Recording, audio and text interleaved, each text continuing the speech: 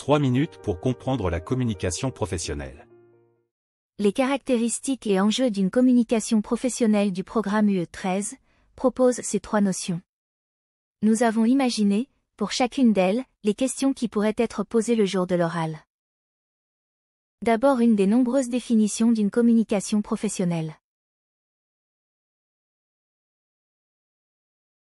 Chaque composante joue un rôle crucial pour garantir que le message est transmis clairement et efficacement, minimisant ainsi les risques de malentendus et assurant que les objectifs de communication sont atteints. Quels sont les principaux objectifs de la communication professionnelle? Informer pour effectuer des tâches et prendre des décisions éclairées. Motiver en communiquant des objectifs clairs.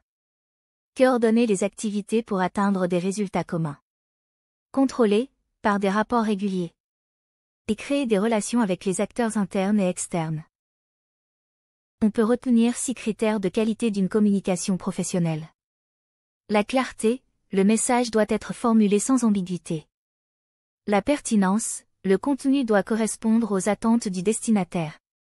La concision, le message doit aller droit au but. La cohérence, les informations communiquées doivent être cohérentes avec les messages précédemment émis.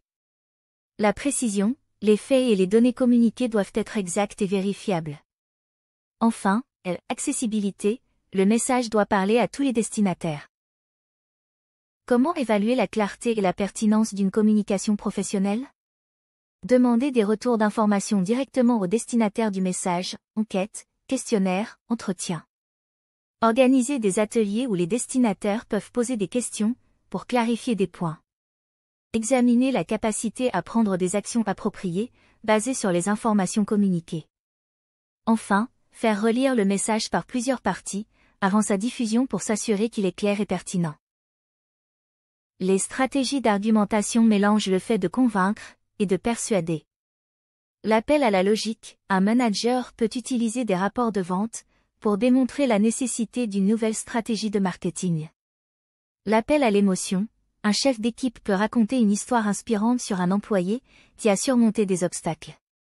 L'appel à la crédibilité, un expert reconnu dans un domaine particulier peut influencer plus facilement les décisions.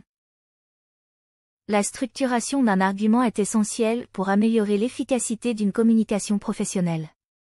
Commencez par une introduction qui présente le sujet et l'objectif de la communication. Organisez les arguments de manière logique et séquentielle.